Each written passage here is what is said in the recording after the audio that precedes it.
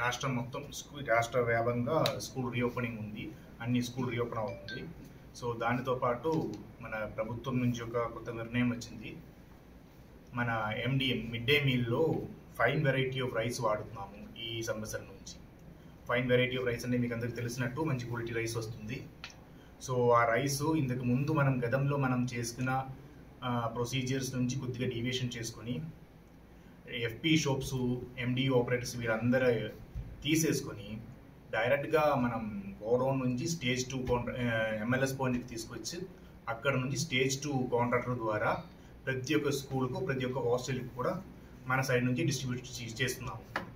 So మన జిల్లా చూస్తే మనకు దాదాపు 2009 స్కూల్స్ ఉన్నాయి, 171 వెల్ఫేర్ హాస్టల్స్ కూడా ఉన్నాయి మనకు.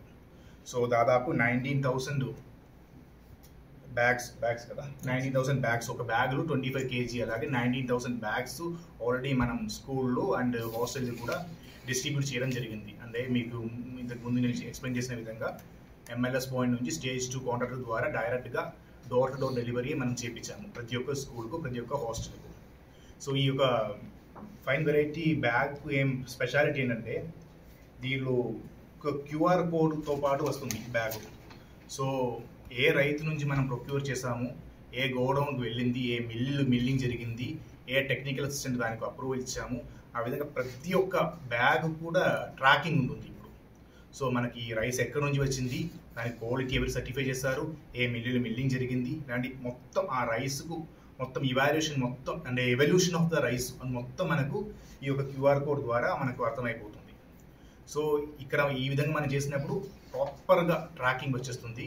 ప్రతి ఒక్క 25 kg బ్యాగ్ కూడా ఎక్కడి నుంచి మొదలు స్టార్ట్ అయ్యి ఎక్కడ దాకా వెళ్తుంది, స్కూల్ దాకా అంటే హాస్టల్ దాకా వెళ్తుంది, అది మొత్తం ట్రాకింగ్ వచ్చేస్తుంది. కాబట్టి ఇంతకు ముందు జరిగినట్టు డైవర్షన్స్ అయితే, క్వాలిటీ సమస్య అయితే ఏముండదు. ఇప్పుడు ఏదైనా ఒక బ్యాగులు మనకు క్వాలిటీ ఇష్యూస్ వస్తే కూడా పలానా బ్యాగు పలానా గోడౌన్ నుంచి పలానా రైతుల నుంచి వచ్చింది అని కూడా మనకు ఐడెంటిఫై చేయవచ్చు. కాబట్టి సో ప్రాపర్ ట్రాకింగ్లో మంచి క్వాలిటీ రైస్ స్కూల్లో మన MDMలో ఇవ్వడానికి మనం ప్రయత్నిస్తున్నాము.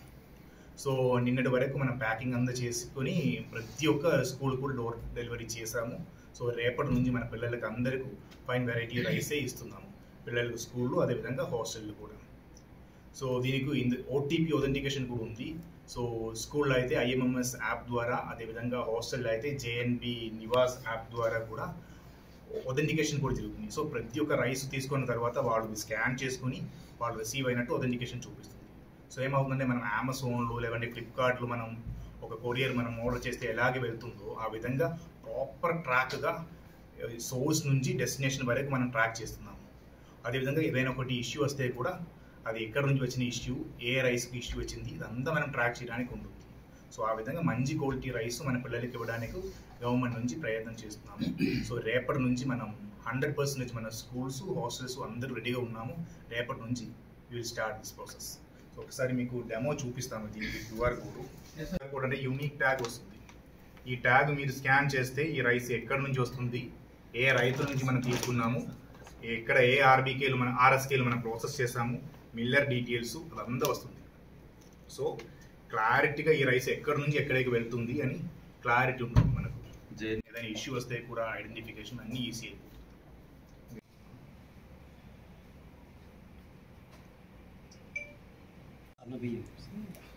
మనం ఇస్తున్నది కొంచెం